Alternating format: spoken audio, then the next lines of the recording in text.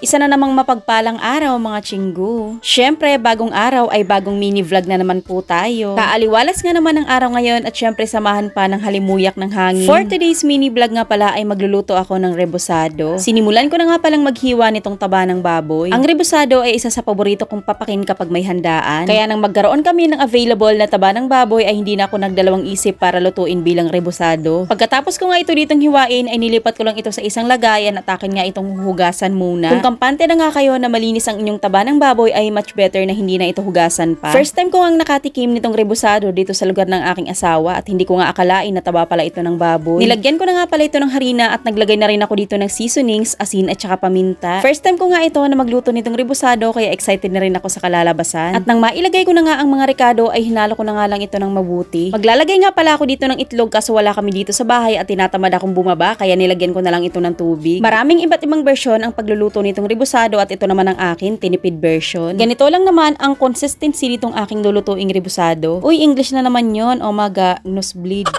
At bigla ko ang naalala dito na meron pala kami ditong tagunrabong. Ito pala ay mini version nitong dahon ng sibuyas. Itong tagunrabong na ito ay bigay pa sa akin ni Papa galing Samar kaya sobrang inaalagaan ko talaga ito kahit maliit laang. Nagpailin na nga pala ako dito ng kawali na aking pagpiprituhan nitong rebusado. Kung mapapansin nyo ay sa kahoy nga ako nagluto dito. Abay syempre para naman makatipid sa gasol. Nang mainit na nga itong aking mantika ay nagtry muna ako ditong magluto ng 2 peraso. Maigi na nga lang talaga at 2 lang ang nilagay ko dito dahil sa lakas ng aking apoy ay talaga namang nasunog. Si Yubo nga pala ang nagpresenta dyan na magluluto, baka daw ako'y matilamsikan. Wow, ang sweet.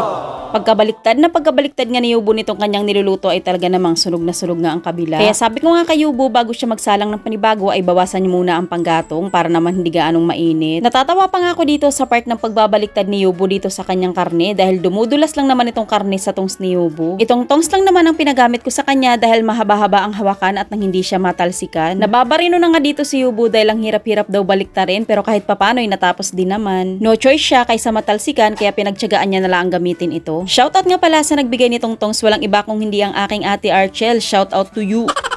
At habang niluluto pa nga ni Yubo dito ang iba ay nagsimula naman ako mag-prepare nitong aking sausawan. Naghiwa lang naman ako dito ng siling pansigang at nagdikdik na rin ako ng bawang. Buti na lang dahil nag-mini vlog ako kaya nakapagawa talaga ako ng matinu-tinong sausawan ngayon. Kasi sa totoo lang, secret lang natin to, ako talaga'y tamad maghihiwa ng mga gani-ganire para sa sausawan laang. Wala lang, sinabi ko lang, oy secret lang natin yun ha.